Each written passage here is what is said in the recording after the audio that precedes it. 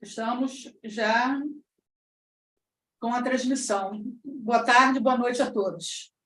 Perfeito. Boa noite a todos. Estamos aqui hoje para falar sobre transexualidade, né? Sobre os direitos. Nós vamos fazer aqui uma conversa sobre as relações entre Brasil e Portugal, nesse sentido, as leis, a jurisprudência, os entendimentos nesse assunto, e para tanto nós trouxemos aqui a professora Maria Berenice Dias, né, dispensa apresentações, grande doutrinadora brasileira sobre os direitos das famílias, professora, vice-presidente do nosso IBDFAN, do nosso querido IBDFAN, e coordenadora dos núcleos de língua portuguesa, que vem fazendo aí todo esse estudo e toda essa troca, né, de conhecimento entre os países. Temos aqui como o professor o doutor Jorge Duarte Pinheiro.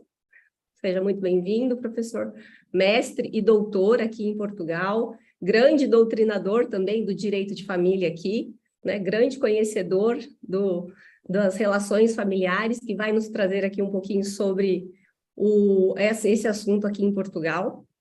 Temos como convidada a Daniela Felipe Bento, que é membro da Associação ILGA aqui em Portugal, e ela vai explicar para a gente melhor o que é, como funciona e todo o que está tudo por trás, né, da associação. Também coordenadora do Grupo de Reflexão e Intervenção Trans, né? Temos aqui como mediadora Tereza Lima, nossa vice-presidente, professora universitária. Temos aqui acompanhando a Elizabeth, nossa secretária maravilhosa, que está sempre aqui nos ajudando, está aqui por trás de toda a tecnologia dessa transmissão. Bom, podemos começar, professora? Acho que abriremos com a professora Maria Berenice, abordando o assunto do aspecto do direito das famílias brasileiro.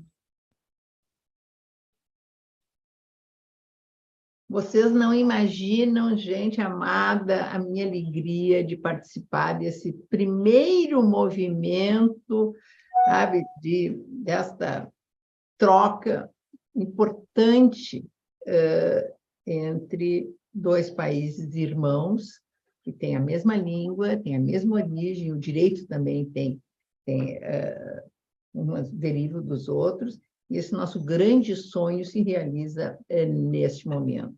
E maior a minha alegria ainda, porque aqui estou dividindo esse espaço junto com meu amigo Jorge Pinheiro, amigo de tantos anos, sempre envolvido com isso. Já coordenamos juntos um livro, né, professor Jorge?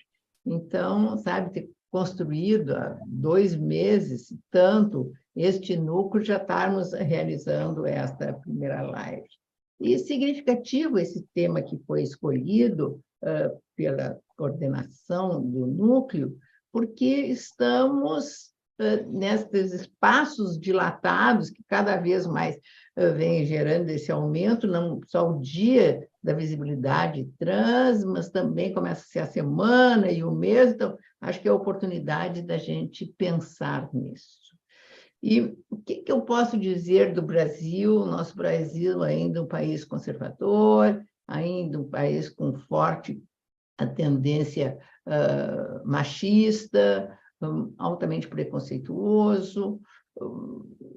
E qual é o resultado de tudo isso? Uma absoluta invisibilidade de segmentos que fogem, como eu digo, a mesmice do igual. Todos os segmentos vulneráveis, todos os segmentos que não são aceitos pela sociedade, acabam não sendo cuidados pelo legislador.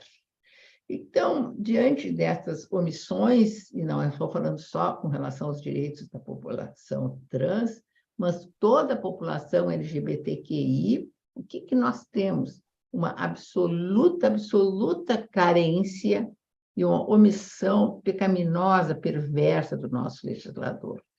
Bom, na ausência de leis, sempre se pensava, dizia, bom, se não tem lei, não tem direito a ser tutelado. Então, não se pode buscar absolutamente nada.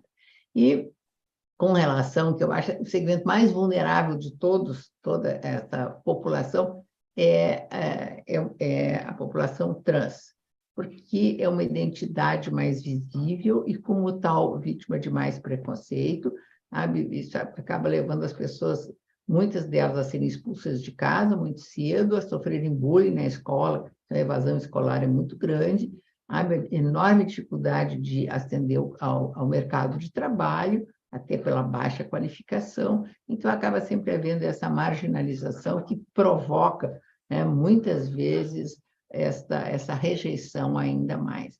Daí eu fui ver e fui fazer uma pesquisa, até eu não sei se você sabe, eu tenho um site que eu criei quando comecei a buscar o reconhecimento dos direitos, que traz toda a jurisprudência que, ao menos, consegui alcançar a respeito disso. E, com relação à população trans, a primeira decisão que teve foi no ano de 2007, na jurisprudência daqui do Rio Grande do Sul, onde foi admitida a mudança, mas por existir algum tipo de questão da ordem da genital. Porque a tendência sempre foi não permitir. Porque a lei dos registros públicos, a nossa lei antiga, de 1973, ela sempre disse que o nome era imutável, a não ser que colocasse a pessoa numa situação de exposição ao ridículo e tal. E tinha decisões que diziam, olha, ridículo não é o nome que a pessoa tem, ridículo é a forma que ela tem de viver, a esse ponto. Então, no primeiro momento, só se passou a admitir a alteração mediante a comprovação da realização de cirurgias de transgenitalização ou algum tipo, sabe, de indefinição da ordem da sexualidade. E eu estava no Tribunal de Justiça nessa época e sempre disse assim, olha, a justiça não pode impor que as pessoas precisem se submeter a cirurgias para ter direitos à identidade preservada. Eu bati muito nisso, muito nisso. Bom, e as coisas começaram a evoluir e essas demandas acabaram sendo admitidas de uma maneira, mas sempre pela via judicial. E na via judicial, bobeia, esbarra no preconceito de algum dos juízes e tal. Inclusive, eu tenho uma filha minha, que ela é juíza de direito do interior do estado, e quando ela assumiu a direção do foro, ela estava um dia no cabeleireiro estava numa trans, e ela perguntou, ela falando do preconceito, por que tu não trocas, né, o teu nome, a tua identidade? Eu disse, não, porque aqui ninguém troca, nós nunca conseguimos, eu tenho uma ação na justiça, mas não troca. Aí ela ficou muito incomodada com aquilo, foi para o fórum e viu que todos os processos, 16 processos, absolutamente parados, nunca tinha sido deferido, falou com o Ministério Público, deu parecer favorável, porque muitas vezes chegava a se fazer audiência pedindo laudos, e até me falaram algumas que até a inspeção judicial era feita no corpo da pessoa para conseguir a alteração.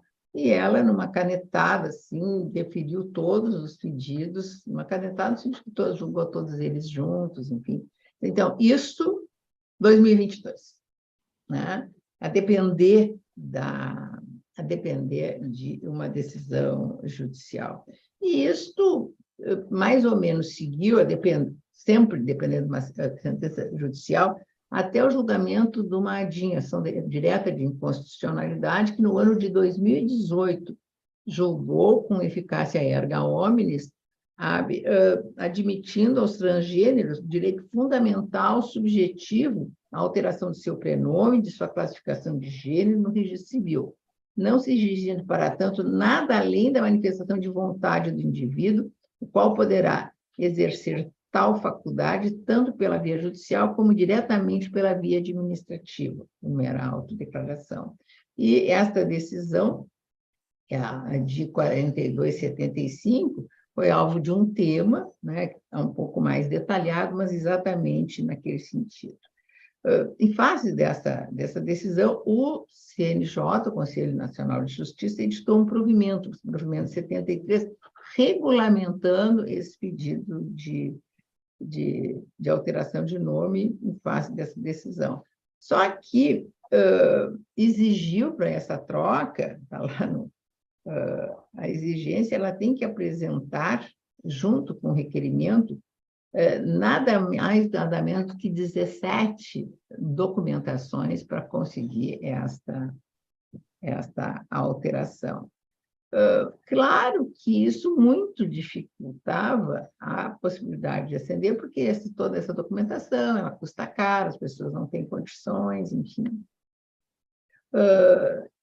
Mas, assim, foi graças a essa possibilidade de alteração na via administrativa que levou todo mundo a questionar, mas por que trans pode trocar e as pessoas não podem trocar de nome, porque a legislação só permitia essa troca, no dia que faz 18 anos, a maioridade, até o dia que faz 19 anos. Aí, imotivadamente, se era poder trocar judicialmente, sempre tendo que dar uma explicação, uma justificativa.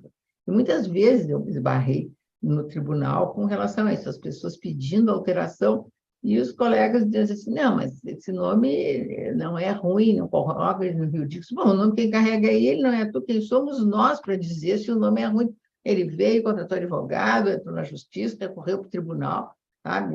Nós não somos o dono da verdade, enfim.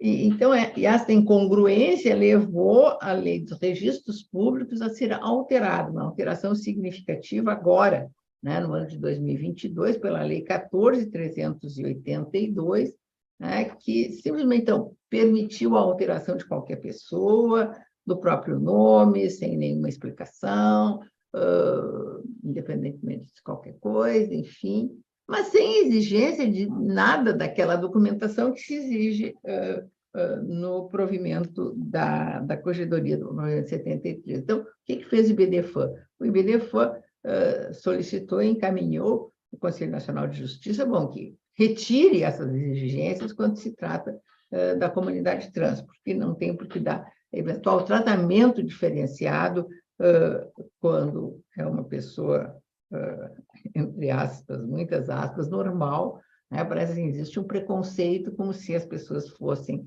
ter algum tipo de referência. O fato é que, a partir desta alteração, e agora foi feito um levantamento, né, que até hoje, no registro civil no Brasil, foram feitas 10.024 buscas de alteração da identidade. Desses, houve 64 pedindo a mudança do gênero sem alteração do nome, e 5.200 do nome masculino para o feminino, e do feminino para o masculino, o restante deste número, 4.000 e tanto. Só que, paralelamente a essas mudanças, também, e aí foi uma diligência do IBDFAN, se buscou assegurar o registro das crianças intersexuais, aquelas que nascem com sexo indefinido, que simplesmente não eram registradas. Então, vem o documento, né, do hospital, onde foi feito o parto, dizendo que o sexo é indefinido, e como no cartório do registro civil só tinha espaço para masculino e feminino, não registrava. Existe uma resolução de 2013 do Conselho Federal de Medicina autorizando os médicos a fazerem cirurgia nessas crianças para a escolha de uma identidade. Algo absolutamente descabido e desnecessário. Você diz assim, as crianças não usam órgão sexual. Se isso não está atrapalhando nenhuma função, não tem por que operar. Afronta até o próprio direito da pessoa à identidade, porque depois que ela crescer, ela vai ter a identidade que quiser e não vai ser a escolhida pelos médicos, enfim, como se aquilo fosse algo errado. O que se viu muito frequentemente são queixas dessas pessoas que foram operadas de que não corresponde à sua identidade, ao que foi escolhido, e até porque normalmente se escolhe a identidade feminina, porque é uma cirurgia mais fácil de construção, sabe, de uma vagina do que a construção de um pênis. Então, de modo geral, os intersexuais. E fato que, então, sem a cirurgia não estava sendo feito o registro. Então, nós fizemos toda essa movimentação nesse sentido e se conseguiu, sabe, que o CNJ admitisse essa possibilidade do registro com sexo indefinido. Tá? Bom, então, no momento em que foi admitida essa possibilidade, também perante o registro civil, o que aconteceu muitas vezes por algumas pessoas, e algumas pessoas trans, muitos até intersexuais, buscarem não a alteração do nome, e não a alteração do gênero, mas simplesmente para a inserção da expressão sexo não binário. Para mostrar assim, olha, porque essa é uma tendência mundial, onde não existe esse tipo de preconceito, onde as pessoas simplesmente não fazem nenhuma intervenção no corpo para assumirem a própria identidade. Não há necessidade disso, né? Porque são os países muito mais desenvolvidos e sem todo esse preconceito. E outro avanço importante, que foi por decisão judicial, é de que a questão da aposentadoria, que sempre foi muito questionado, porque no Brasil as mulheres têm o direito de se aposentar em 5 anos com menos idade do que os homens.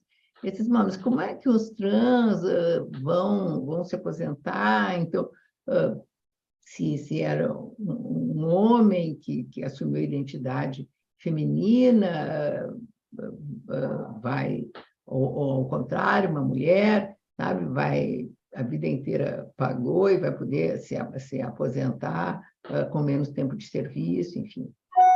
A decisão acho que foi muito correta, ou seja, assim, olha, esta marca obedece à identidade que a pessoa tem quando foi pedir aposentadoria. Se ela já tinha feito a alteração, ela vai se aposentar com a idade correspondente ao sexo que ela assumiu. Se, ainda que seja íntegro, mas não fez essa mudança registral, então isso não se aplicaria. Basicamente, esse é o panorama do Brasil. Como sempre, sem leis, como sempre, ao contrário de Portugal, que eu morro de inveja, porque Portugal, e uma vez até o Jorge me explicou, sabe, a agilidade do legislador, a sensibilidade do legislador português em fazer leis atendendo a esses segmentos geral da população, porque eu acho que essa é a grande finalidade do legislador, né? Ele tem que legislar para quem precisa de lei. E essas sempre são esse segmento um pouco mais vulnerabilizado. Era a colocação que eu queria deixar para começarmos o debate a respeito desse tema. Doutora, muito obrigada pela brilhante exposição, né, pelas pontuações. Gostaria de passar a palavra agora para o doutor Jorge Duarte, para ele fazer os comentários, os pontos que ele gostaria de abordar e os comentários em relação à fala da doutora. Boa tarde a todas e todos, e cumprimentos especiais aos protagonistas, começando desde logo por Maria Berenice Dias, que eu considero uma figura ímpar do direito, da vida cívica, que tive a honra de conhecer, às vezes não convém indicar o ano, não é? Mas desde então têm ocorrido, felizmente, reencontros em obras e eventos como este, reencontros físicos também. Não há muito tempo, aqui em Portugal, encontramos. Mais uma vez adorei ouvir a exposição, que é muito pertinente e que toca os pontos, como diremos, não sei se é uma locução comum a Portugal e ao Brasil, vai pondo o dedo nas feridas, não é? Ou põe o dedo na ferida. Felicito por mais esta exposição. E relativamente a Portugal, posso dizer sim, nós somos rápidos, em termos comparativos, somos rápidos a fazer leis. O problema é a aplicação que elas têm, não é? Ou a não aplicação, ou a lentidão, ou a forma de reagir, ou a dificuldade de invocar o que está previsto e os direitos que estão emergentes na lei. Quero também saudar as demais protagonistas, a Diana Perrotti e Teresa Lima, dirigentes do Libidefam Portugal, em boa hora criado e agora a ser dinamizado. É uma honra para mim, aliás, estar aqui a participar neste, suponho que seja o primeiro evento alargado do núcleo. E saudar também Dani Bento, que aceitou o convite para enriquecer este momento com o seu saber e a sua experiência. E cabe-me também, obviamente, agradecer de uma forma institucional ao próprio IBFAM pelo convite para este evento, como foi referido, e daí resulta até a sua maior pertinência. Durante esta semana vai-se assinalar o Dia Internacional da Visibilidade de Trânsito, não é? No que me toca, sou fundamentalmente, como resultou, aliás, da apresentação, um académico que se tem dedicado ao direito da família, ao direito das sucessões e ao direito das crianças. Considerei o tema específico de transexualidade e de identidade de género num estudo justamente intitulado Igualdade e Transsexualidade em 2013, e numa passagem agora de temas de direito pediátrico que foram publicados em 2021. Como resulta desse texto originário, está sempre... acaba por haver um ponto em comum com esta importante problemática e com outras de que nos temos ocupado, numa linha mais ou menos consistente no direito da família moderno, que é o princípio da igualdade, é o tal motor de transformações e de adaptações, e que teve reflexos no século passado e também neste, logo, por exemplo, antes mesmo de falarmos da questão da transexualidade, logo com a permissão, com a admissibilidade do casamento entre pessoas do mesmo sexo, e aí se nota também o contraste das opções jurídicas de um país, dos dois países irmãos, não é? Uma via jurisprudencial judicial e uma via legal, não é? Que aconteceu em Portugal. Na verdade, é o princípio da igualdade que é o grande motor da evolução do direito à família e tem subjacente a tal preocupação de garantir que cada qual seja como é. E isso vale para todos, não é? Mas falemos sobretudo da questão que dá título a este nosso encontro, que é a transexualidade, como é expressamente referida. Eu direi que há cautela para não fazer um alargamento excessivo do tema, adoto um conceito mais estreito, não é? De pessoa que não se identifica com o sexo que foi atribuído ou registado no momento do nascimento, portanto, situo estritamente nesse ponto, embora pudesse falar de situações conexas e muitas vezes tratadas pela nossa lei em conjunto, em agregado, designadamente na lei de 2018, mas nesta live a minha intenção era falar da transexualidade no direito da família e das crianças português, tendo em conta dois marcos que curiosamente me permitem distinguir três tempos. Os dois grandes marcos são uma lei de 2011 e a lei de 2018, que vigora agora, não é? E isso permite-me distinguir três tempos, um justamente anterior a 2011, em que a problemática da transexualidade entre os especialistas do direito à família surge conexa com o Instituto do Casamento, e numa época que é anterior a 2010, que é não só anterior a 2011, como a 2010, anterior à permissão do casamento entre pessoas do mesmo sexo, e nesse tempo chegamos a encontrar autores a defenderem que pura e simplesmente que uma pessoa que não se identifica com o seu sexo, com o sexo que foi atribuído no nascimento, tem, mesmo assim, casar necessariamente com uma pessoa do sexo oposto àquele sexo que se identifica no nascimento, e a única hipótese que tem é uma intervenção cirúrgica, uma mudança de sexo, e só assim poderá casar,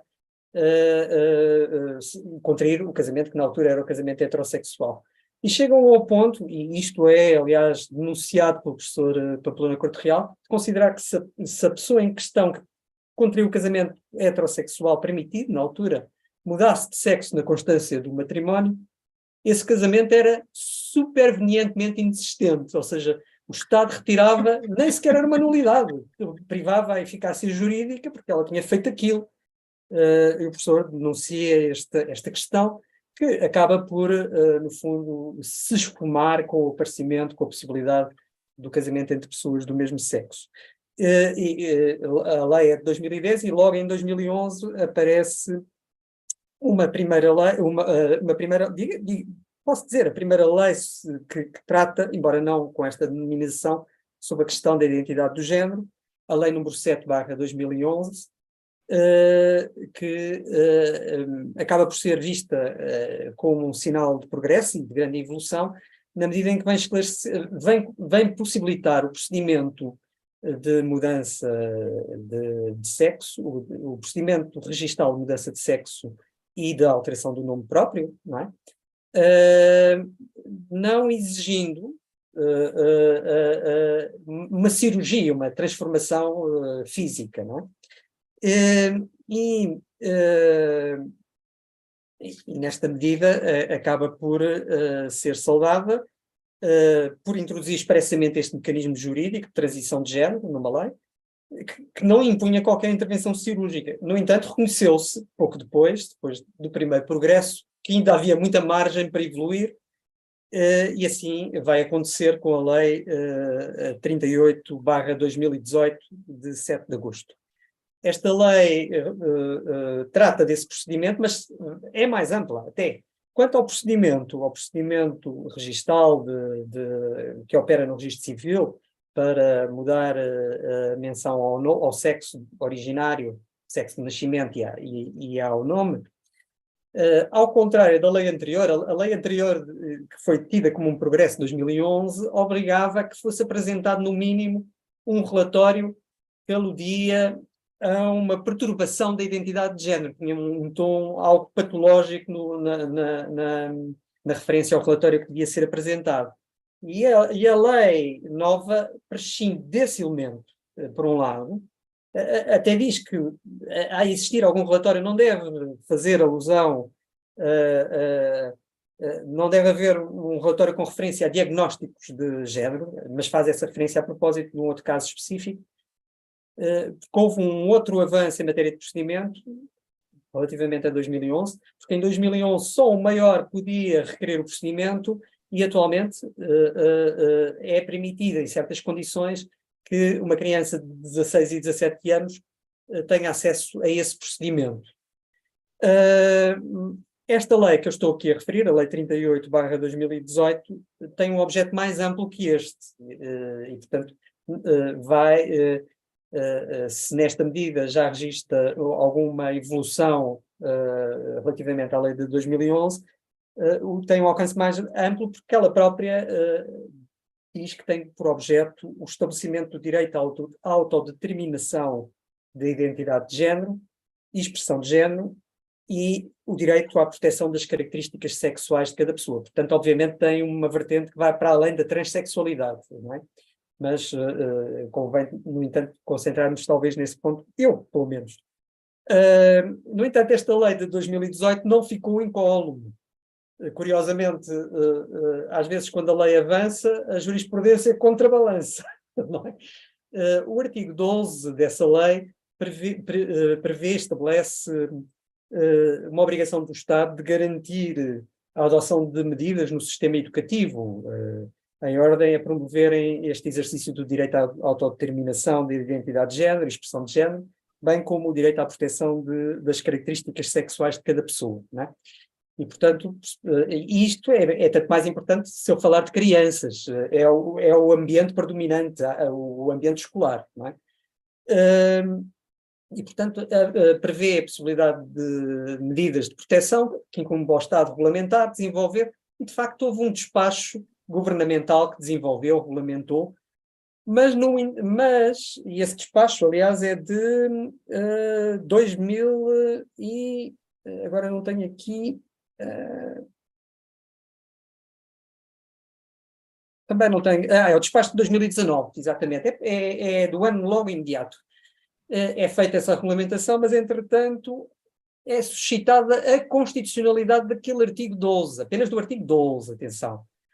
E esse papel do Estado de dinamização da proteção trans no ambiente escolar e educativo é questionado, o próprio artigo é questionado, o próprio despacho é objeto de uma declaração de inconstitucionalidade, o despacho acaba por ser atingido reflexamente, mas aquele artigo é questionado pelo Tribunal Constitucional, que declara a sua inconstitucionalidade com força obrigatória geral, não é?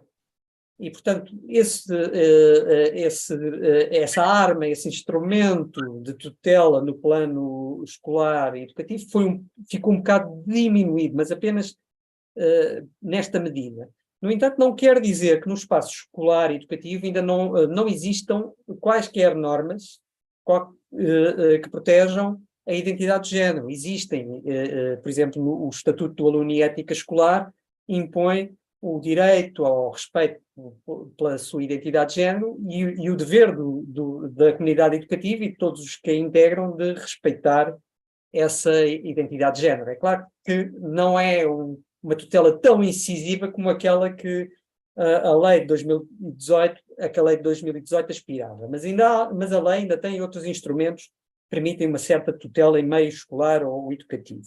Curiosamente, aqui a jurisprudência conseguiu fazer um recuo relativamente à lei, portanto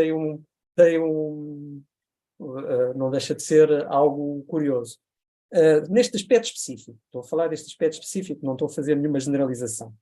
Sobre a criança transexual, que é o ponto que eu gostaria de focar, bem, nós podemos imaginar a situação que uma pessoa, independentemente da idade, enfrenta, as dificuldades com que depara qualquer adulto que se não reveja no padrão de género que é originário e binário. Imaginemos o que é que um adulto enfrenta. E agora, se imaginarmos isso, podemos duplicar ou triplicar o problema se olharmos para a criança. E não há pior para essa criança do que a hostilidade social se somar à hostilidade familiar. É essa a questão, e portanto é disso que gostaria de falar. Dos pais, por exemplo, dos pais que são normalmente titulares do exercício das responsabilidades parentais, espera-se que respeitem a criança, que atuem no seu interesse, que velem pela sua segurança e saúde. Aliás, todos estes aspectos estão inscritos na nossa lei, como estando contidos no âmbito das responsabilidades parentais e da lógica do exercício das responsabilidades parentais. Não é um elemento retórico, é um elemento que está presente no nosso enquadramento normativo. Dentro desta lógica, parece que aos pais incumbiria apoiar a criança no exercício do seu direito à autodeterminação de identidade de género e expressão de género.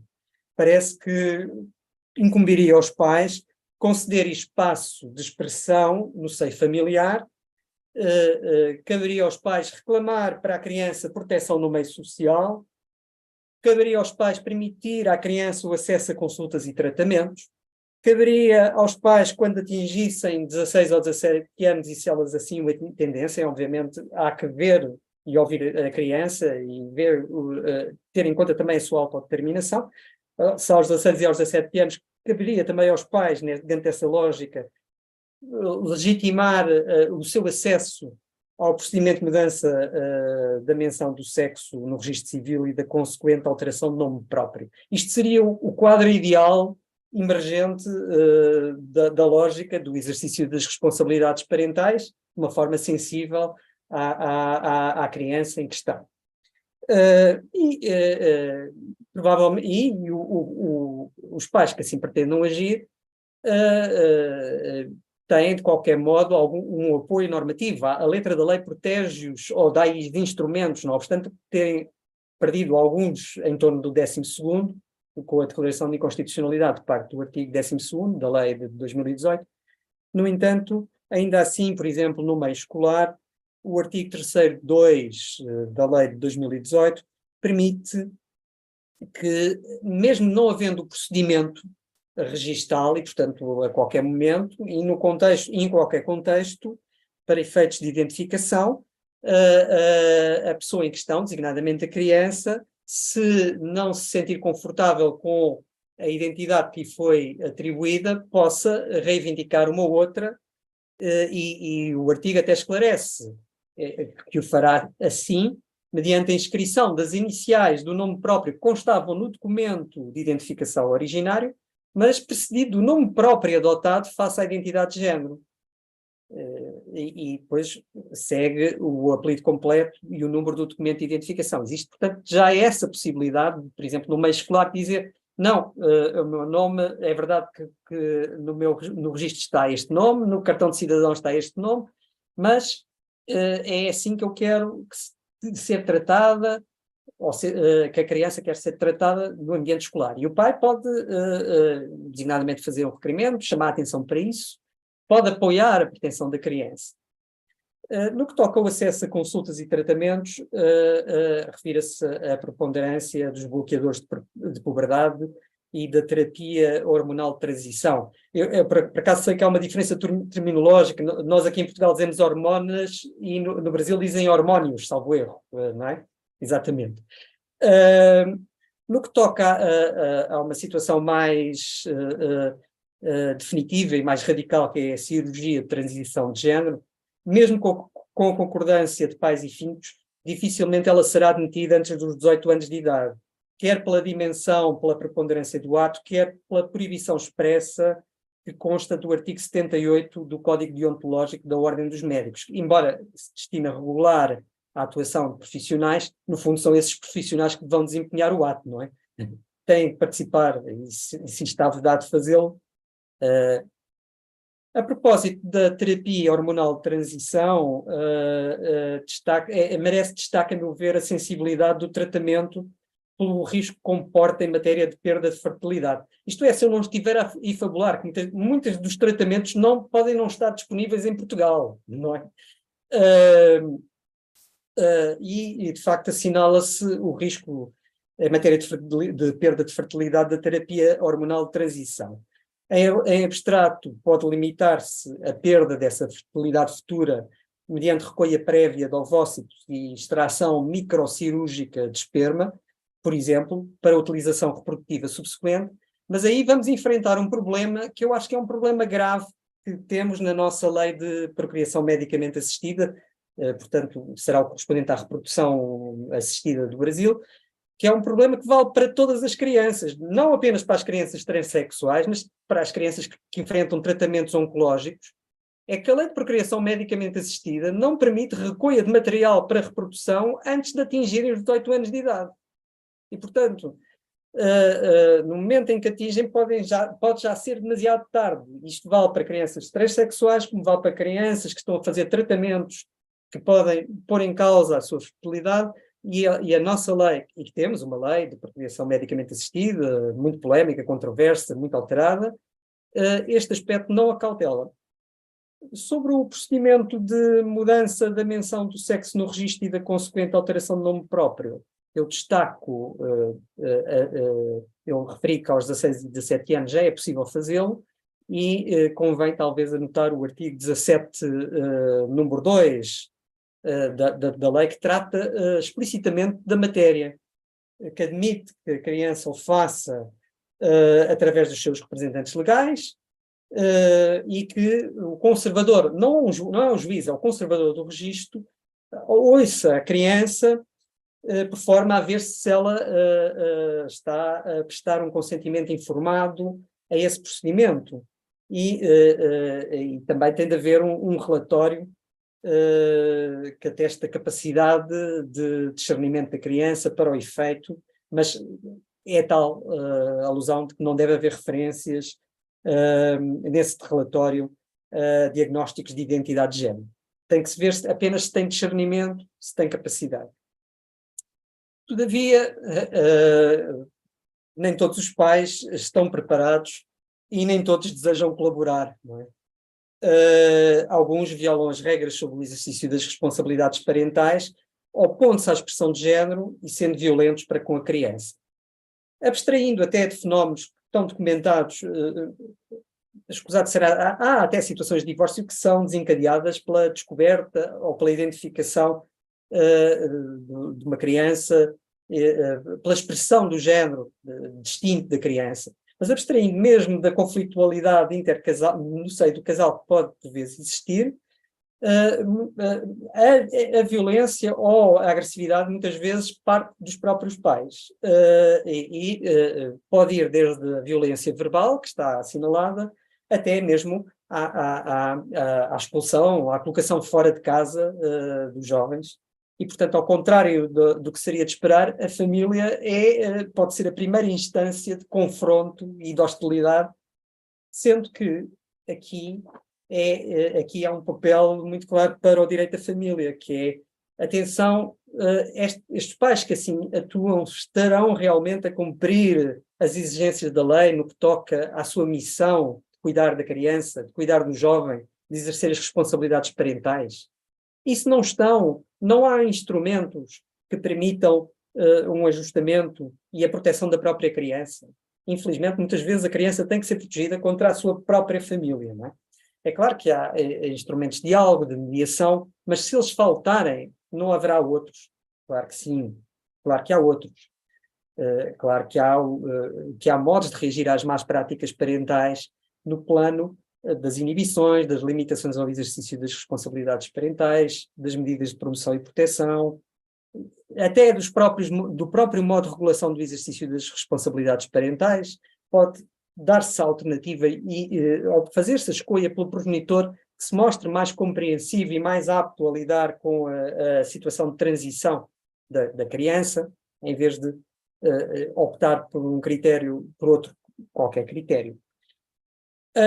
Independentemente da repressão ou negação parental, parece-me que é adequado conceder às crianças a faculdade de consultas, de acesso a consultas conexas com a matéria da identidade de género, sem necessidade de consentimento e conhecimento dos pais. E há que perguntar por que não, se em Portugal isto está expressamente previsto no domínio específico do planeamento familiar. Porque é que estas consultas estão sujeitas a um regime geral, não é? Que pode ser impeditivo e da afirmação da identidade e da realização pessoal da criança e futuro adulto, portanto. Mas há que terminar, são inúmeras, vastas e sensíveis as questões em torno da criança transexual. No fundo, estão também aqui em causa temas que tocam a todas as idades, a identidade pessoal, o livre desenvolvimento da personalidade, que são direitos fundamentais, a igualdade constitui princípio constitucional, mas todavia sente-se a falta do termo género no artigo da Constituição Portuguesa que alude ao princípio da não discriminação, não se proíbe expressamente a não discriminação em razão do género, é claro que emerge da formulação geral, e no âmbito do ordenamento jurídico lusitano, ao contrário do que acontece no Brasil e aconteceu por força da ação do CNJ, é nítida a falta de reconhecimento jurídico expresso da identidade de género não binária, não é? Portanto, há o confinamento à dicotomia masculino-feminino no nosso enquadramento normativo e com isto agradeço a vossa atenção. Obrigado.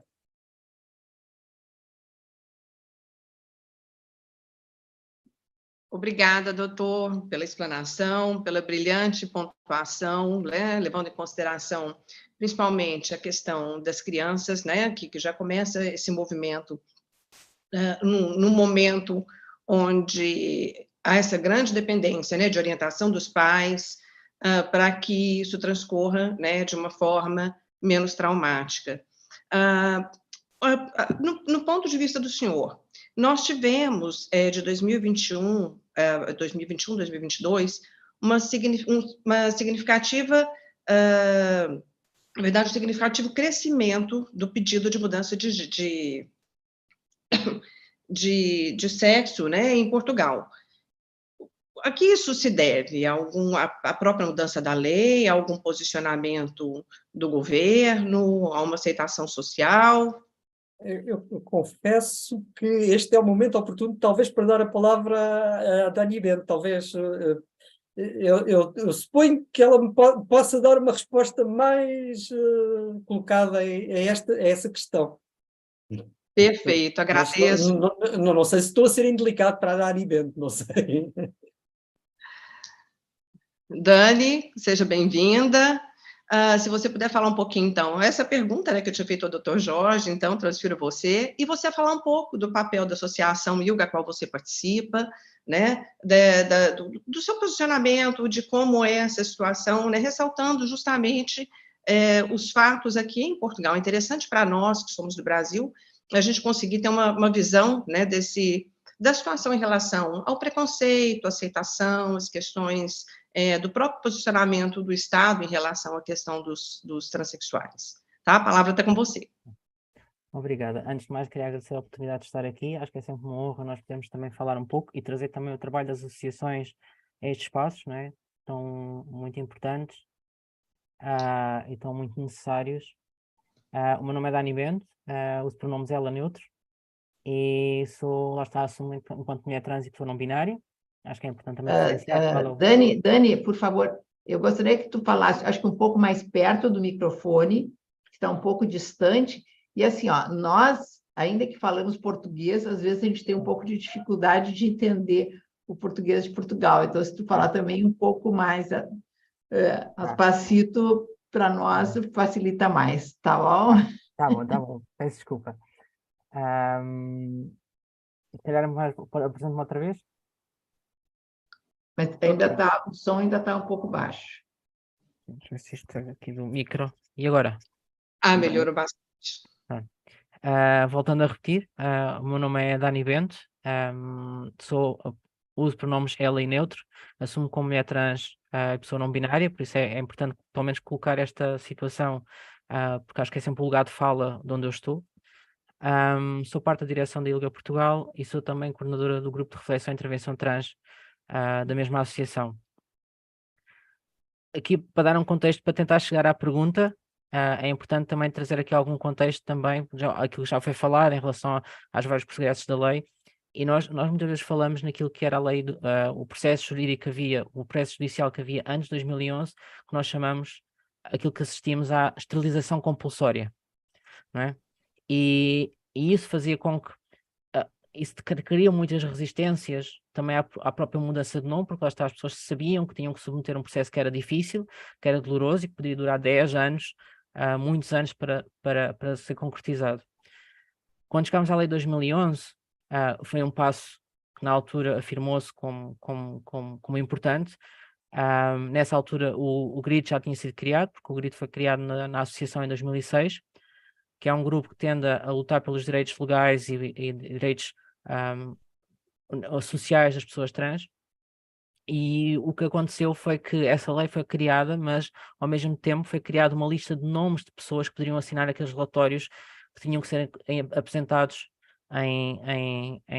no registro civil. Ou seja, o que é que acontecia? Destes 20 nomes que estavam selecionados nessa lista, algumas pessoas médicas estavam já aposentadas, outras não sabiam que estavam na lista, e depois estavam umas poucas pessoas ainda para assinar esses protocolos. E o que acontece é que, de facto, em 2011, quando esta lei foi criada, falou-se na perturbação de identidade de género, que foi um diagnóstico que caiu no ano a seguir.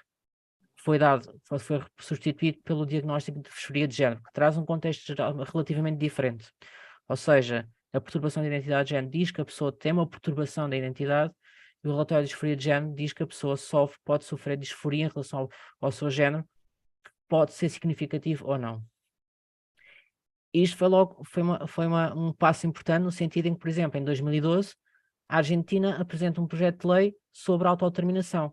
Não é? Ou seja, nós tínhamos em 2011 apresentado uma coisa que precisava de um diagnóstico, claro que deixava de haver tratamentos compulsórios, a obrigatoriedade de tratamentos compulsórios, mas em 2012 houve logo esse passo de fazer uma lei de autodeterminação, não é? Que ficou como referência na altura. O que aconteceu durante muitos destes anos é que as pessoas eram levadas àquilo que nós chamamos o gatekeeping, ou seja, os profissionais de saúde mantinham as pessoas constantemente nas consultas porque faziam requisitos para que elas pudessem ter o relatório para aceder à mudança de nome, como, por exemplo, ter um trabalho que correspondesse ao género socialmente aceito, ter um estudos que pertencesse ao género socialmente aceito, por exemplo, um homem trans que fosse cozinheiro. Não, porque isto é um trabalho de mulher, segundo estes médicos, não é? Estas pessoas estavam a fazer estes processos. sobre a maneira como a pessoa se expressava, se a pessoa se expressava mais de uma forma mais masculina, se a pessoa se expressava de uma forma mais feminina. Estes processos enrolavam e viam-se muito perpetuados no futuro, exatamente por causa destas diferenças. E, por exemplo, eram pedidos mesmo relatórios de personalidade, relatórios imensamente invasivos. Por exemplo, o famoso teste das 300 perguntas que todos nós falamos, quem temos que dizer se gostamos de rosa, se gostamos de carros, se gostamos de flores e por aí fora. Ou seja, isso era uma realidade que nós tínhamos que cumprir. E tudo isto fazia com que as pessoas tomassem uma grande resistência também, ou seja, era quase a ideia de que as pessoas trans não podem ter dúvidas, têm que ter a certeza do que fazem, não é? Como as pessoas todas podem ter dúvidas, faz parte da nossa natureza enquanto pessoas humanas. E finalmente em 2018 deu-se um passo enorme, foi de facto dizer que as pessoas trans não precisam de um relatório médico a atestar quem é que elas são, porque as pessoas trans sabem quem são, como toda a gente sabe quem é, não é? Porque, da mesma maneira que as pessoas trans constroem o seu género na sociedade, as pessoas cis, ou seja, pessoas que têm o seu género designado à nascença correspondente ao que se identificam, constroem o seu género. Então, desta maneira, toda a gente sabe quem é. E a lei da autodeterminação trouxe, de facto, essa mudança de paradigma, ou seja, as pessoas deixaram de ser obrigadas a fazer tratamentos, as pessoas deixaram de ser obrigadas a ter relatórios, e isto impulsionou o acesso à lei.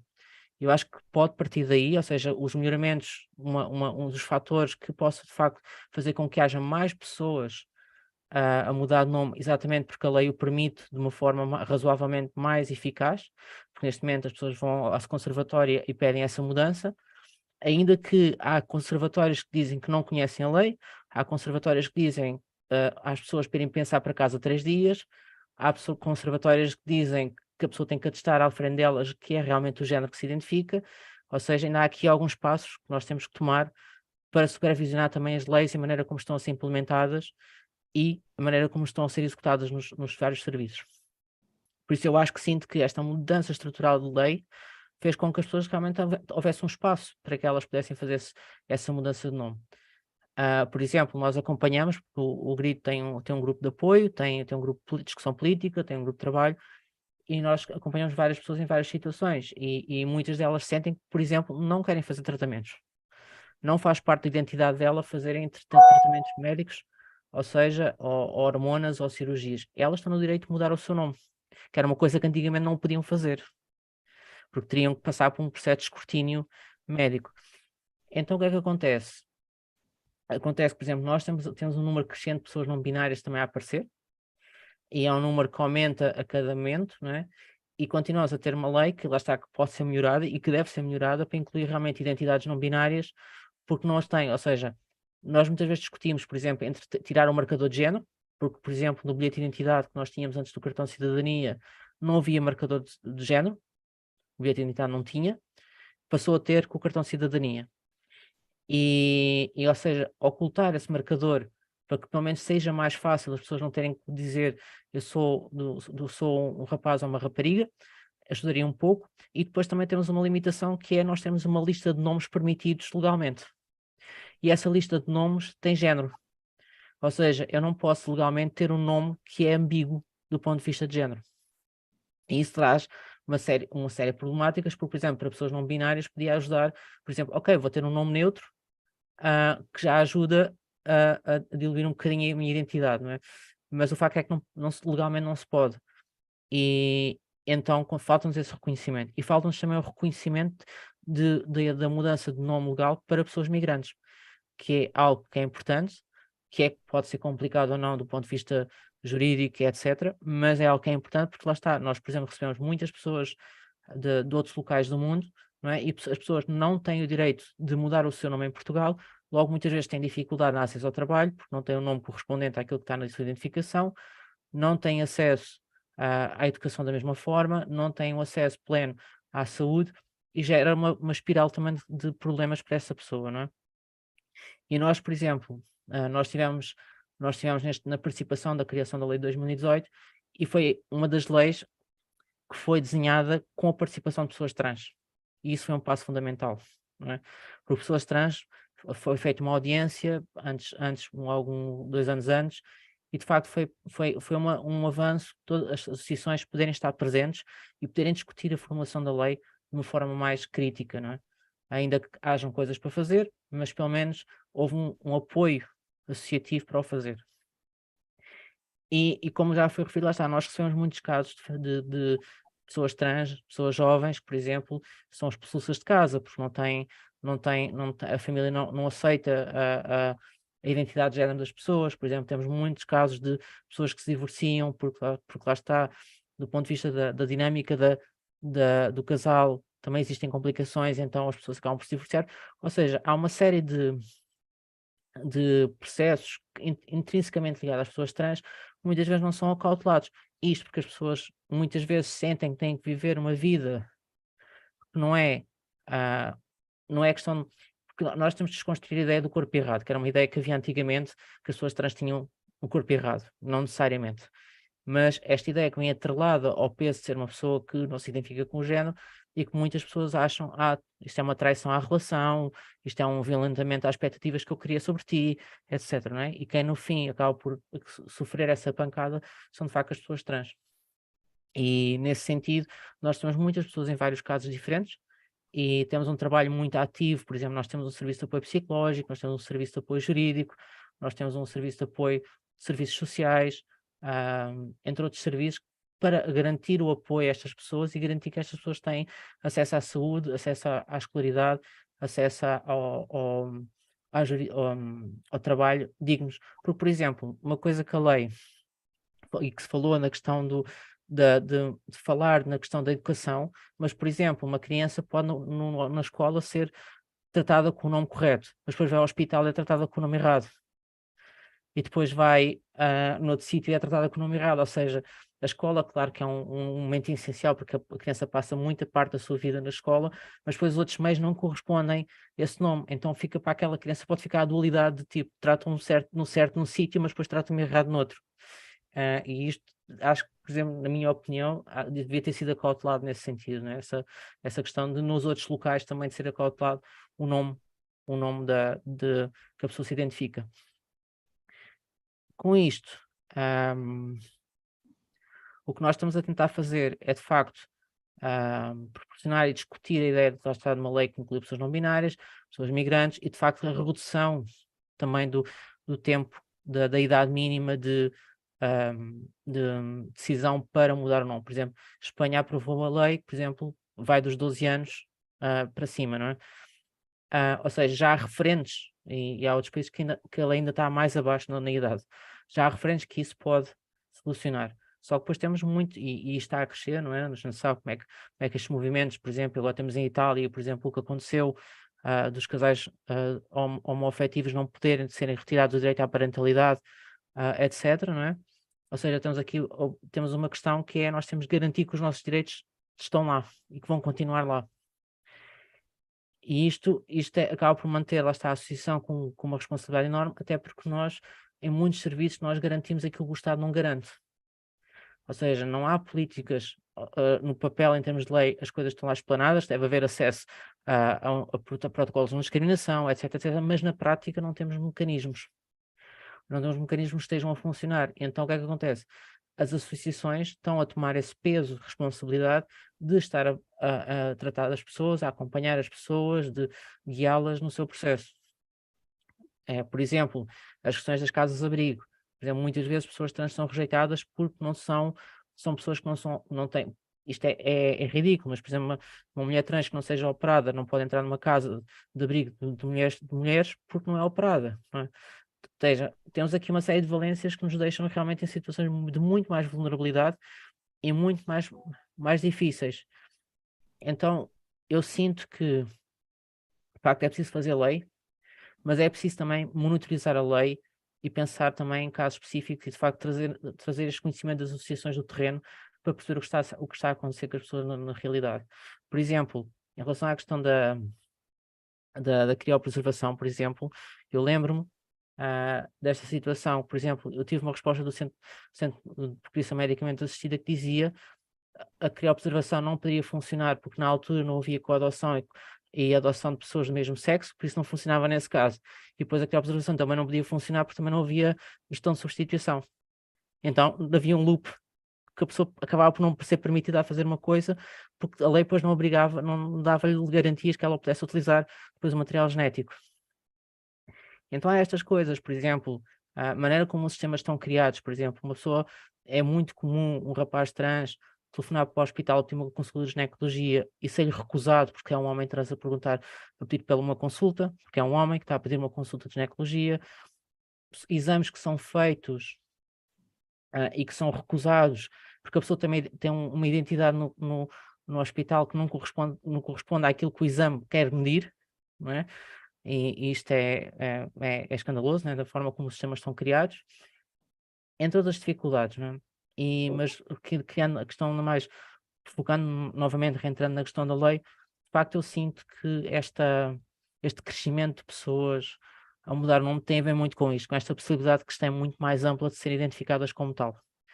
E para muitas pessoas também passa a ser um processo natural, que é, eu quero me identificar assim, eu não quero estar imensamente tempo à espera que isto aconteça, vou aproveitar, por exemplo, quando vou mudar de escola ou quando vou mudar de trabalho, para fazer este passo, porque, por exemplo, é muito difícil muitas vezes para pessoas jovens ou para pessoas que estão a trabalhar, fazer coming outs e fazer mudanças de nome dentro dos sítios onde estão, na escola ou no trabalho.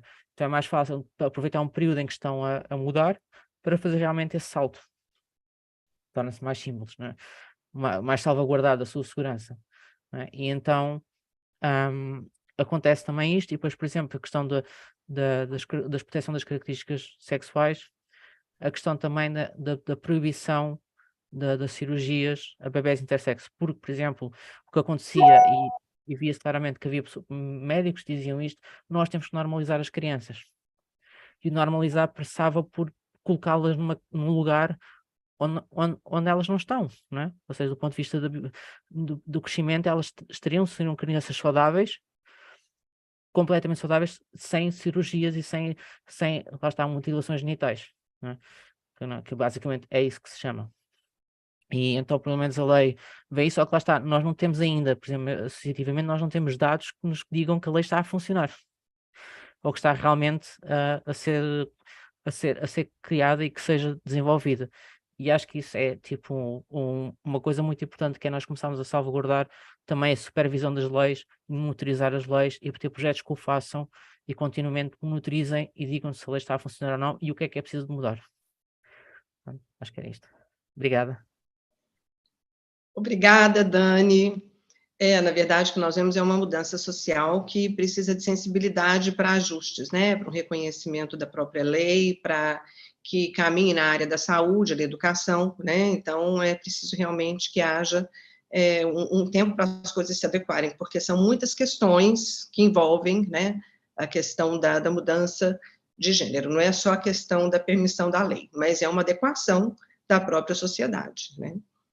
A palavra está aberta para o Dr. Jorge, para a doutora Maria Berenice, e para quem está nos assistindo, quem estiver aqui pelo Zoom, pelo YouTube, se quiserem fazer perguntas, podem mandar aqui pelo chat para a gente, ou aqui pelo YouTube. Eu gostaria de fazer uma pergunta para a Dani. Dani, eu gostaria, assim, que tu sabe nos informar, qual é a participação de pessoas trans no âmbito do executivo, no âmbito do legislativo, aí em Portugal. Esta é uma realidade nova aqui no Brasil, né? Este ano foi a primeira vez que entraram trans no nosso Congresso Nacional, com deputada federal, que foi, acho, um avanço bem significativo. Já tínhamos tido algumas vereadoras, acho que na última legislatura também, mas eu não sei, assim, essa situação aí em Portugal, como é que é, assim, a aceitação nas instâncias de poder. Sim, neste momento nós não temos, ou seja, dentro do Parlamento não temos nenhuma pessoa trans que esteja também a trabalhar nesta causa. Ou seja, nós não temos essa representatividade, como às vezes vejo cá por ver no Brasil, nós não temos essa representatividade ainda, infelizmente. Ainda é um passo que nós temos que dar. Só para esclarecer que a nossa representação parlamentar são 230 deputados, não é? Salvo erro. Sim, sim. Portanto, em 230 não há uma única pessoa trans. Sim. Por outras palavras. Sim. As pessoas que estão nos seguindo aqui estão parabenizando o Dr. Jorge, a doutora Maria Berenice, a Dani, pela explanação.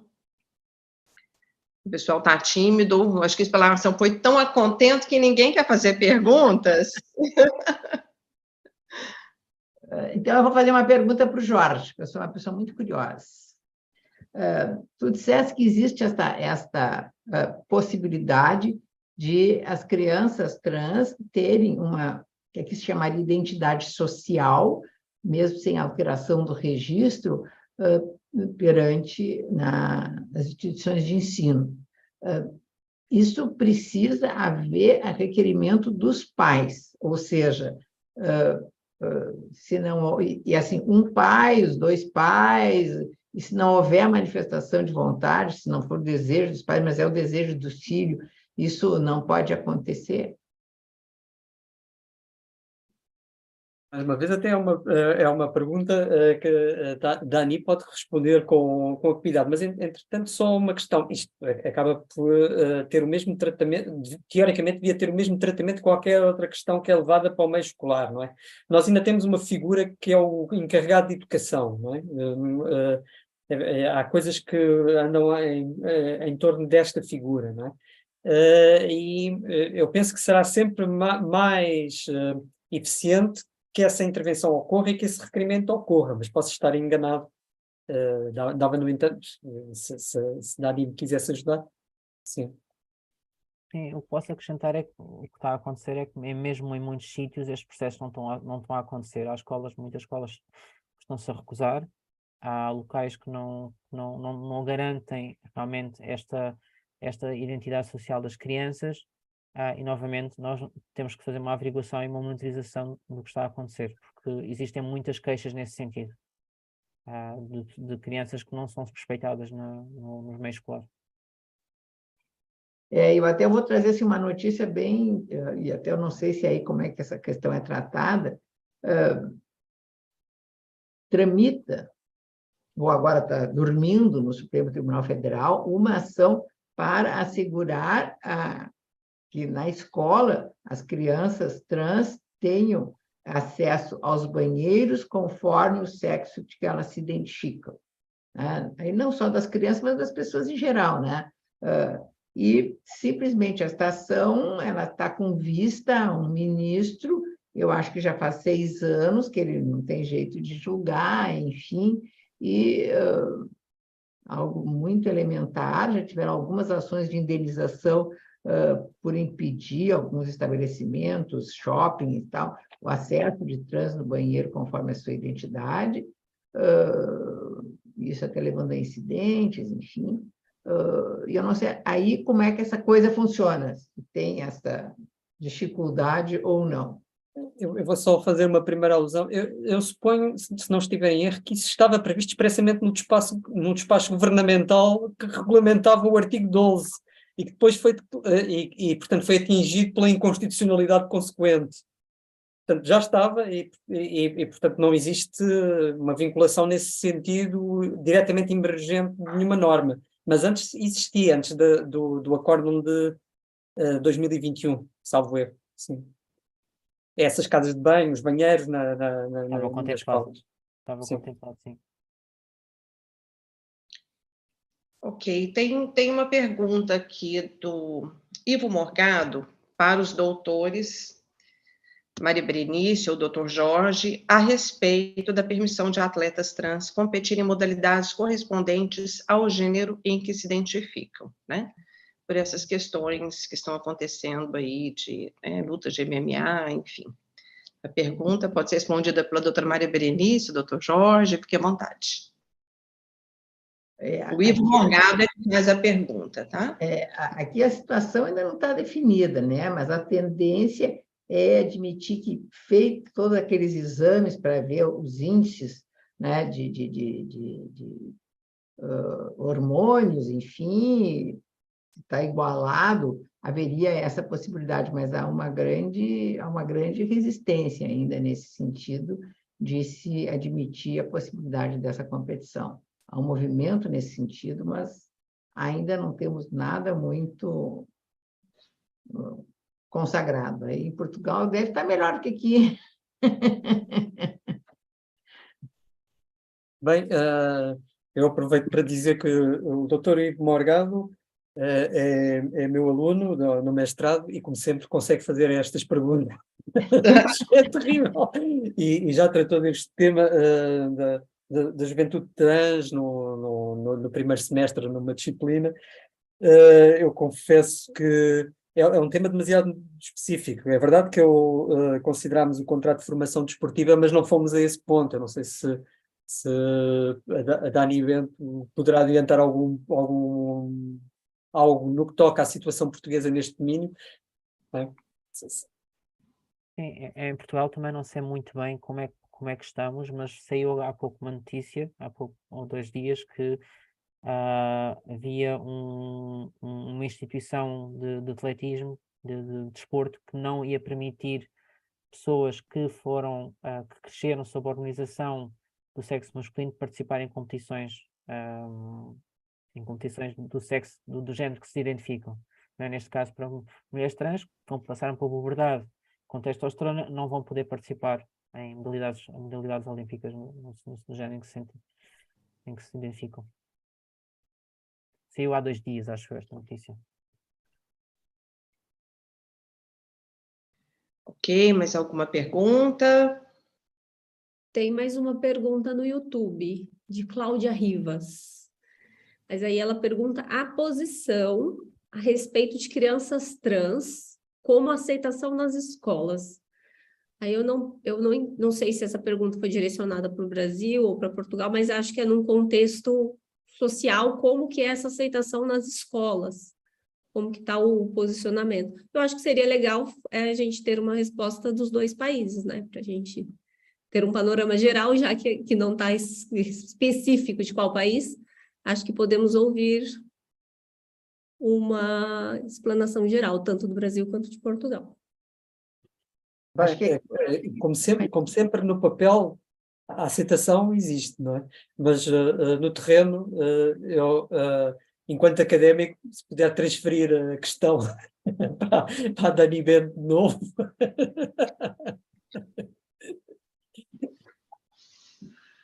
Não, No caso português, claro. Sim, no caso português, a aceitação nas escolas ainda é difícil. Ou seja, nós ainda crescemos num ambiente tal e qual. Portugal também é um ambiente machista, com todo este conservadorismo desta matriz que nós temos, e de facto ainda é difícil, ainda que nós tenhamos mais pessoas que vão fazendo o seu coming out e vão fazendo a sua busca identitária com alguma mais com alguma leveza do que era antigamente, mas o que acontece é que ainda há muita discriminação e ainda há muita violência, não é? E nós sabemos, por exemplo, ainda há pouco eu dizia a questão da mudança do nome e a mudança de escola, mas há, por exemplo, crianças que mudam de escola exatamente por receberem bullying na escola onde estão. Então, este é um processo que deve incluir formação, sensibilização da parte para pessoas professoras, para pessoas alunas, ou seja, fazer muito este trabalho. Por exemplo, nós temos uma associação que é a Rede Exec, que trabalha exatamente com pessoas jovens e lá está, tentam fazer ações de sensibilização nas escolas e potenciar muito este discurso de autodescoberta, entre outros. Só que lá é muito difícil porque nós, muitas vezes, as associações também não têm meios para conseguir chegar a todo lado, para conseguir chegar a todas as posições, então torna-se um processo muito difícil. Mas discriminação existe ainda e é preciso ainda fazer muito de sensibilização. Olha quem está conosco aqui, Arlindo. Feliz. Seja bem-vindo, Arlindo. Obrigado. Boa noite a todos. Pronto, eu tenho a mão no ar, vou esperar pela minha vez. Não sei se é já. Fique à vontade, a palavra é sua. Pronto. Não, primeiro te apresenta, né, Arlindo? Por favor, não precisa ter toda essa festa aqui, vamos ver lá, porque é discriminação, por favor, do Arlindo. O Arlindo. Boa noite a todos, eu sou Arlindo Castro e estou na presidência do núcleo do IBDFAM em Angola e aproveito a oportunidade para parabenizar a doutora Maria Bernice Dias e o doutor Jorge Duarte Pinheiro brilhante apresentação, e também a Dani, que também esteve aqui a nos brindar com aquilo que é a sua experiência vivida mesmo na pele diante do que se está aqui a abordar. Quero também parabenizar ao IBDFAM Portugal, a Day Perrot e a Teresa Lima, por esse ato de coragem, não é? Trazer isso para ser discutido e abordado acaba por ser um ato de coragem e a evolução constante no pensamento, que é, como disse o Dr. Jorge Duarte Pinheiro, colocar mesmo o dedo na ferida, não é? Porque, infelizmente, a opção dos outros ainda continua a ser a ferida de uns, não é? Ou seja, algo que não me toca, algo que não me diz respeito àquilo que é a opção da outra pessoa, mas ainda assim, para muitos, constitui uma ferida, ou até mesmo, às vezes, uma gangrena, não é? Que se calhar só se consegue curar com alguma amputação, né? Mas pronto, olha, eu não trago concretamente uma questão. Pronto, em Angola nós temos isso para nós ainda não é uma realidade legislada. Até bem pouco tempo, a própria homossexualidade era considerada como um ato anormal do ser humano e por isso dava lugar aqui até a aplicação de uma medida de segurança, como, por exemplo, um internamento. Mas hoje em dia, na sociedade, já se vai vivendo com essa realidade, não é? Até de pessoas trans, inclusive, mas não há uma tutela legal para estas pessoas. E o que eu trago como introdução ao meu pedido ao comentário, que era do Dr. Jorge Duarte Pinheiro, que era a doutora Maria Berenice Dias, é como é que o Brasil e Portugal vivenciaram com o surgimento, não é, da própria determinação dessas pessoas na sociedade. Nós, em Angola, nesse mês dedicado, vamos dizer, às mulheres, tivemos 2 episódios que eu quero aqui partilhar, que é para saber mais ou menos do Dr. Jorge e da doutora Maria Berenice como é que no Brasil isso surgiu. Tivemos um evento no dia 8 de março, em que foi convidado para cantar um evento no Dia das Mulheres, e quem foi convidado a cantar é uma pessoa que se identifica como sendo homossexual. E quase caiu o Carmo e a Trindade nas redes sociais, que na verdade é o maior barômetro onde essas questões são discutidas, porque essas questões nem são levadas para a televisão para serem discutidas. Bem recentemente, uma empresa de televisão internacional, a DSTV, uma televisão por satélite, nas suas páginas nas redes sociais, foi homenageando várias mulheres. E nesta semana, acho que foi na semana passada, colocou no conjunto dos seus posts, não é, uma mulher angolana transexual. Não é? E colocou lá nos seus posts, homenageando como sendo o mês da mulher. E mais uma vez caiu o Carmo e a Trindade nas redes sociais. Ou seja, estamos a ter aqui uma grande onda de, não sei se diria de estigmatização, mas de pronunciamento público de que essas pessoas não podem representar as mulheres por parte das próprias mulheres, muitas delas ligadas a algum conservadorismo religioso e por aí fora. E eu queria saber da doutora Maria Berenice, do Dr. Jorge Duarte Pinheiro, se calhar até pela vossa área de atuação, como é que a própria sociedade, já não digo aqui do ponto de vista legislativo, mas como é que se conseguiu quase esse consenso social, embora ainda com esses focos, com essas gangrenas que eu fiz aqui referência, mas queria ouvir a vossa opinião relativamente a isso. Obrigado. Nós temos aqui no Brasil a Lei da Violência Doméstica, chamada Lei Maria da Penha, que expressamente 2 vezes diz que a proteção é à mulher, independentemente de sua orientação sexual. Então, assim, o que se passou a entender que mulheres lésbicas, né, estariam também ao abrigo da lei. Mas não havia uma definição com relação às trans. E, bem recentemente, o nosso Supremo Tribunal Federal abrigou ao abrigo da Lei Maria da Penha, diz que as mulheres trans estão, sim, ao abrigo da lei, porque elas têm uma identidade feminina. E a lei protege a identidade feminina, que eu acho, assim, no fundo, é um avanço importante, Agora, lindo, não pensa que aqui as coisas são fáceis, que existe essa aceitação social. O que a gente percebe é que as pessoas estão, para usar uma expressão jargão, né, saindo do armário, não só os homossexuais, mas também os trans, sabe, estão buscando esse espaço de reconhecimento, e acho isso muito importante. Você vai esperar que a sociedade absorva, a sociedade não vai absorver, porque ela não vai mudar. Que o espaço da mesmice do igual, sabe, é um espaço de conforto, né? Todo mundo que é igual é aceito, todo mundo que é diferente é excluído, né? Porque é falando de sociedade. Então, o que tem que haver? O movimento tem que ser ao contrário, tem que ser desses segmentos excluídos, é que tem que se movimentar, e aí a Ilga faz um trabalho fantástico, mundo afora, né, Dani, na busca dessa visibilidade. Mas acho que aqui no Brasil, Arlindo, eu não sei se tu sabes que os homossexuais nunca tiveram direito nenhum aqui no país, né? E eu comecei isso no ano de 2000, dizer, não, eles têm que terem as suas relações reconhecidas, que é a expressão homoafetividade, precisam estar albergadas no âmbito da tutela do direito das famílias. Foi uma grita geral, né? Eu confesso que levei anos, sabe, para conseguir chegar até o Supremo Tribunal Federal, já tinha alguns avanços na jurisprudência, me aposentei por causa disso, para abrir um escritório, uma das especializações é essa, para chegar lá. E a coisa que sempre me emociona é muitos dizerem, Berenice, tu que nos deu voz e deu vez, porque nós nunca tivemos a nossa palavra respeitada, ela sempre foi ridicularizada.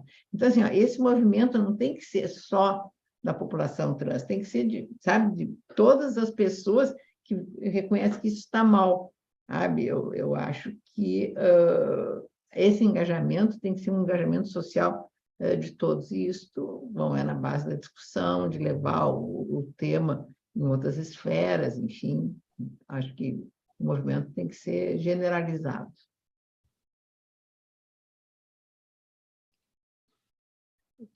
Eu aproveito para saudar a Arlindo Castro, e, portanto, já estamos em 3 continentes neste momento. É um evento tricontinental, e saúdo. E por acaso lembrei-me agora, de repente, de uma ilustre, a meu ver, foi uma das melhores juristas de Direito da Família, era a professora Maria do Carmo Medina, que eu conhecia pessoalmente, e ela, na altura, a sociedade angolana, mesmo assim, tem evoluído bastante, tem-se transformado.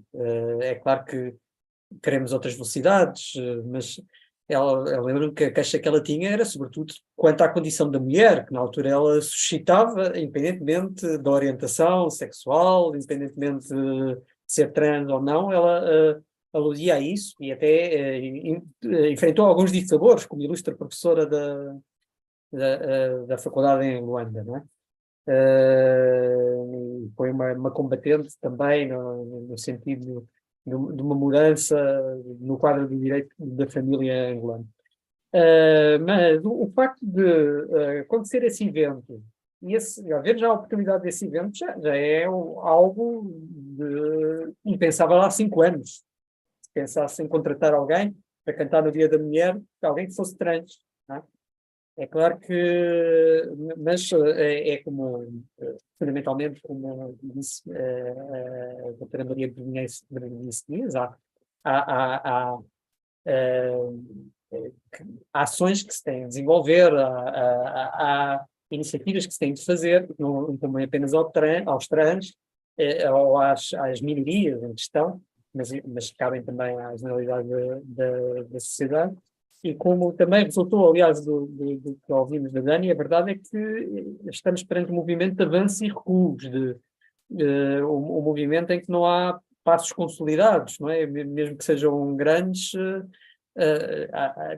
poderá ter sempre que haver uma certa sustentação, não sei, mas o interessante nesse contexto, como em Portugal, como se viu, é investir e sempre no papel geral e no momento associativo, penso.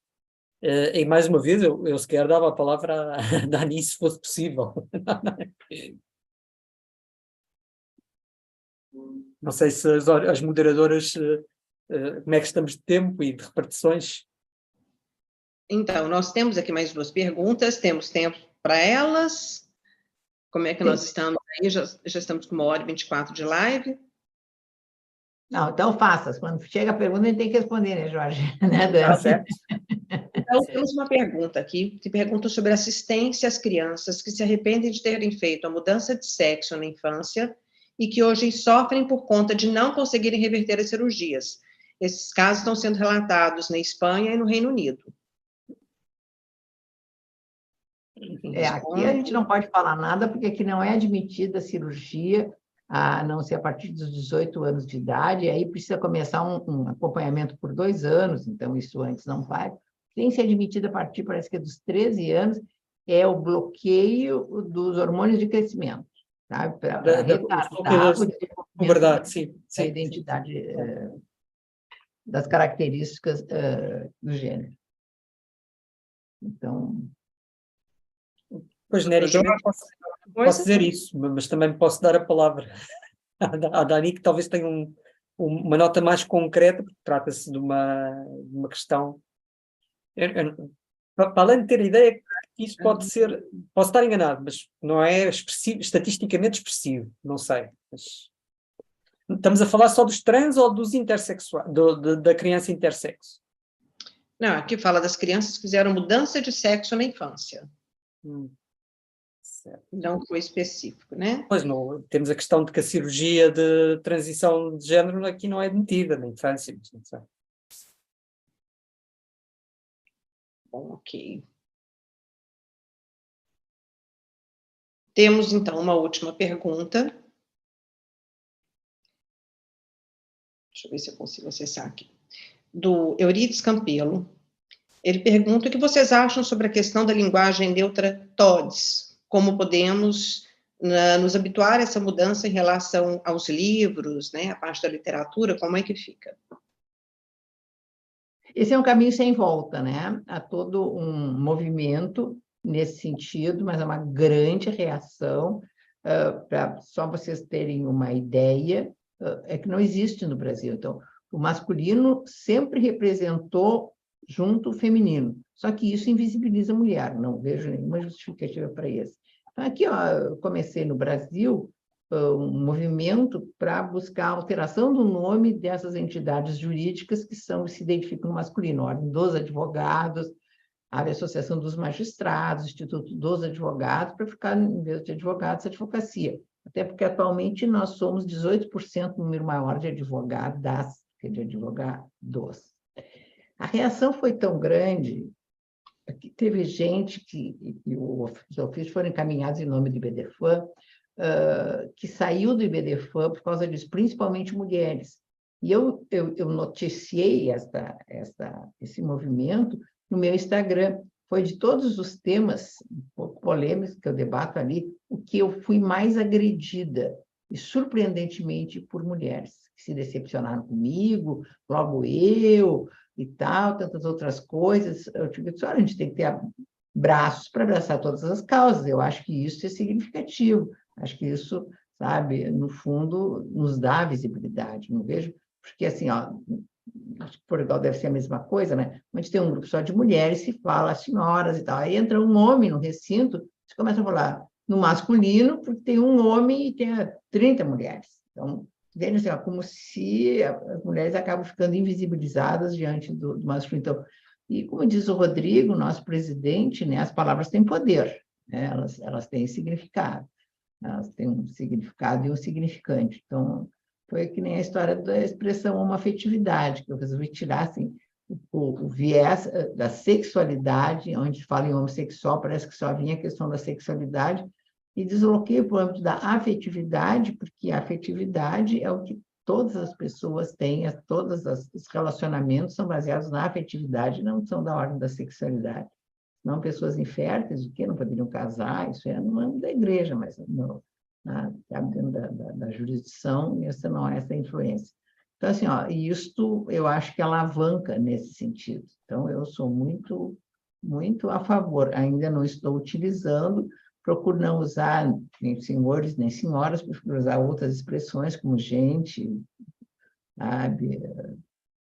Nesse sentido, mas não temos como não chegar à criação dessa expressão. E nos livros, bom, nós temos os livros históricos que antes escrevia o PH tinha som de F, eles vão continuar assim, ninguém alterou esses livros, então os livros também não vão ser alterados, mas acho que não, que temos que caminhar, pode ser que causa estranheza, mas toda novidade ela causa estranheza, então eu não vejo a razão de ser de todo esse movimento contrário. Porque assim, isso não diz respeito nem aos homens, nem às mulheres. Então, sabe, é um assunto que não lhe diz respeito a um segmento, sabe, que não se identifica dentro desse binarismo. Então, não vejo por que não se possa criar, porque dizem, uma língua portuguesa, ela é tradicional. Não. Anualmente são agregadas cerca de 1.000 novas palavras, sabe, são dicionarizadas no Brasil. Então, a língua ela é dinâmica e não vejo por que não absorver essa novidade. Permita-me só, quanto a isto, a dificuldade da linguagem neutra está, optamos binariamente, masculino mais feminino, ou predomina o masculino, como vimos, não? E a propósito disso, estava-me a lembrar de Bernardo Soares, um dos heterónimos de Fernando Pessoa, que no livro do Desassossego questionava justamente porque é que usávamos o masculino quando havia um homem e 2 mulheres ou 3 mulheres. Porque é que não era a maioria? Não devíamos dizer todas em vez de dizer todos que estavam ali, não é? A título de exemplo. De qualquer modo, esse esforço tem sido feito por juristas. Eu tenho aqui 2 exemplos. Um é muito conhecido em Portugal, a professora e juíza Clara Sotomayor, no seu livro, é tal questão. Usa um sistema binário, portanto, os, não é? E em Inglaterra tivemos o exemplo de uma jurista que escrevia na área de direito de medicina e então ela dizia, aleatoriamente, aplicava e she, e dizia, tanto faz usar e she, umas vezes tanto pode ser um homem como uma mulher e é indiferente. Então ia alternando o uso para não sobrecarregar o texto. Mas é difícil. E oralmente, mesmo oralmente, nós temos exemplos de pessoas que fazem esse esforço de utilizar a linguagem binária, digamos, envolvente, e que também enfrentam crítica dos demais, não é? E a hostilidade dos demais. Na verdade, isso acontece, sim.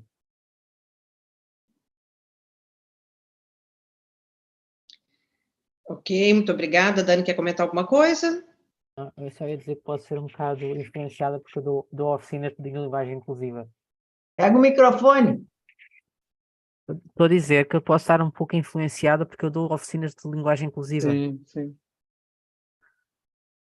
Então, tipo, eu acho sinto que há mesmo de facto há muita gente contra, mas há cada vez mais pessoas interessadas também em aprender.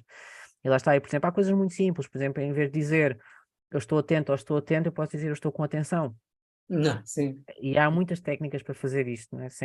E acho que isso é interessante também de perceber e de entender. Uhum.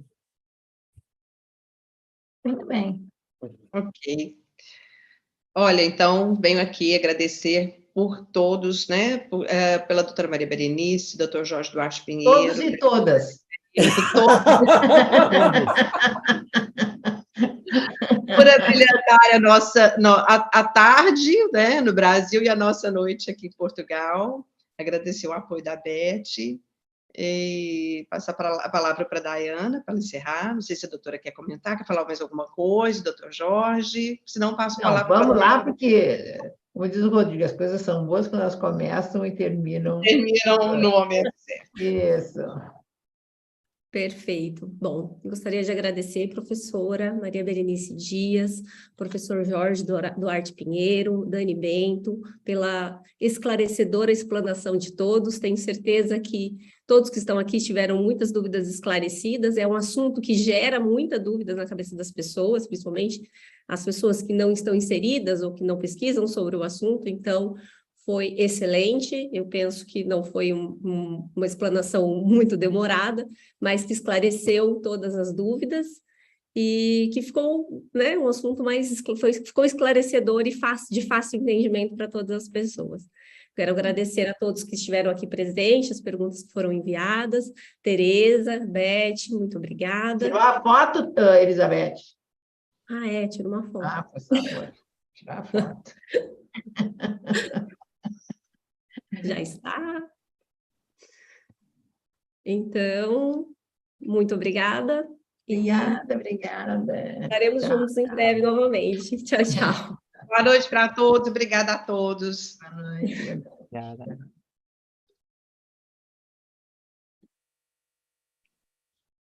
Boa noite, muito obrigada. Boa noite. Boa noite. Boa noite, boa noite, boa noite, doutor, boa noite, Beth, boa noite, Dani, obrigada a todos. Obrigado, Dani. Obrigada.